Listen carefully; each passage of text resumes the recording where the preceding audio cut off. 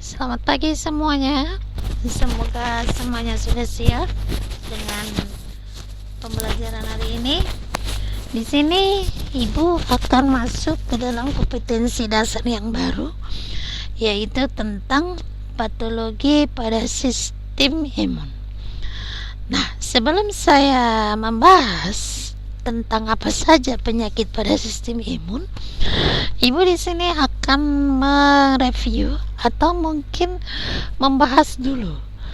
Mungkin di kelas 10 kita belum sempat membahas tentang anatomi sistem imun ini. Jadi kita bahas dulu anatominya. Kita lihat dulu dari sisi fungsinya. Apa itu fungsi sistem imun? Kamu dapat melihat pada layar yang dipresentasikan. Secara fungsi yang pertama, melindungi tubuh dari masuknya atau serangan invasi penyebab penyakit yang dapat menghancurkan dan juga menghilangkan mikroorganisme atau substansi asing. Disebut asing karena dia berada dari luar tubuh, yaitu contohnya ada bakteri, parasit, jamur, virus, serta tumor yang masuk ke dalam tubuh. Lalu fungsi kedua, menghilangkan jaringan atau sel yang mati atau yang rusak untuk perbaikan jaringan. Lalu yang ketiga, mengenali dan menghilangkan sel yang abnormal. Nah, itu fungsi sistem imunnya. Lalu sasaran utama dari proses sistem imun ini adalah bakteri patogen dan virus. Sasaran utama. Nah, leukosit, bagian dari nanti leukosit ini kamu temukan sebagai bagian sel-sel darah, ya, sel-sel darah. Mana leukosit itu merupakan sel imun utama, ya, di samping sel plasma, makrofag, dan sel mas. Nah, itu pengantar tentang sistem imunnya. Nah, ini dia jenis-jenis patogen yang dapat masuk dan menginvasi ke dalam tubuh. Ya, tentunya kamu sudah terbiasa dengan nama-nama mikroorganisme tersebut. Ini Ibu lewatkan dulu. Kita masuk ke struktur sistemnya. Nah, organ sistem imun berada di seluruh bagian tubuh, yaitu pada bagian organ limfoid. Organ limfoid ini adalah sebagai rumah bagi limfosit. Artinya di dalam organ limfoid itu mengandung limfosit. Nah, jaringan limfoid ada terbagi menjadi dua. Ada limfoid primer dan ada limfoid sekunder. Nah, mana yang menjadi bagian dari limfoid primer, yaitu pada bagian tubuh yang ada pada kelenjar timus, ya, kelenjar timus, kemudian sumsum tulang.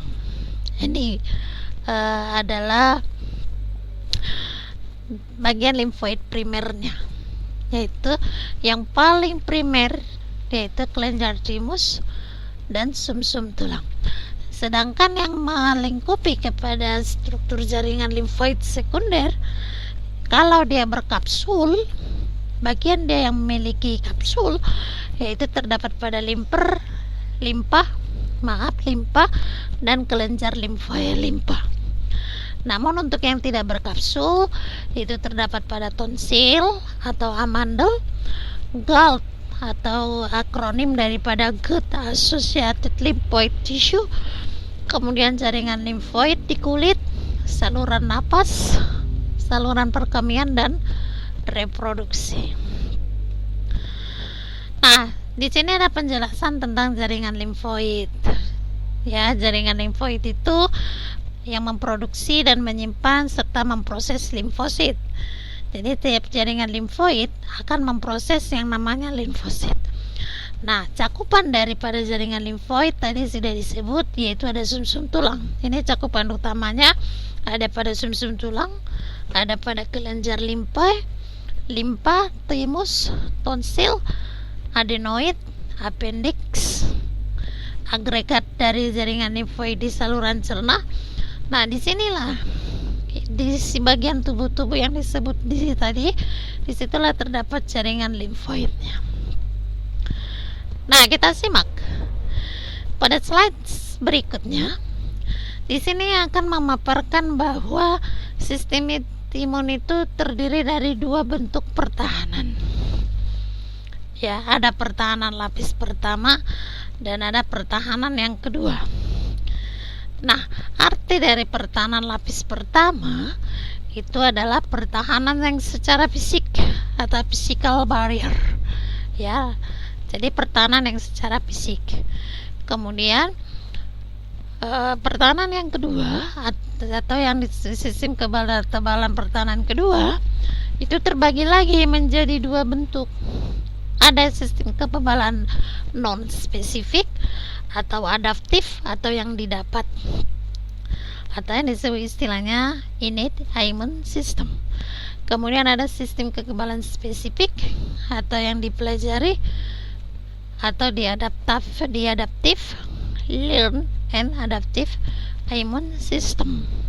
Jadi yang pertama tadi pertahanan lapis pertama yaitu pertahanan fisik atau physical barrier. Kemudian pertahanan sistem kedua terbagi menjadi kekebalan non spesifik dan kekebalan spesifik. Nah, bagaimana kelanjutannya? Kita lihat respon imun. Bagaimana imun itu berespon? Tahap-tahapnya diuraikan seperti berikut. Ketika dia masuk ke dalam tubuh, tentunya tubuh akan melakukan deteksi serta mengenali benda asing yang masuk ke dalam tubuh. Setelah terjadi deteksi dan mengenal benda asing melalui respon tubuh yang ada pada bagian struktur di sistem imun, terjadi komunikasi dengan sel lain untuk mengalahkan respon. Lalu ada rekrutmen bantuan dan koordinasi respon. Lalu ada destruksi atau suprepresi penginvasi. Nah, hasil dari destruksi dan suprepresi penginvasi akan merangsang terbentuknya antibodi dan sitokin, ya, dan sitokin. Antibodi dan sitokin. Inilah hasil ininya, ya. Nah, kembali kita ke pembahasan tadi mengenai yang respon imun. Jadi kita lihat ada dua di sini respon imun.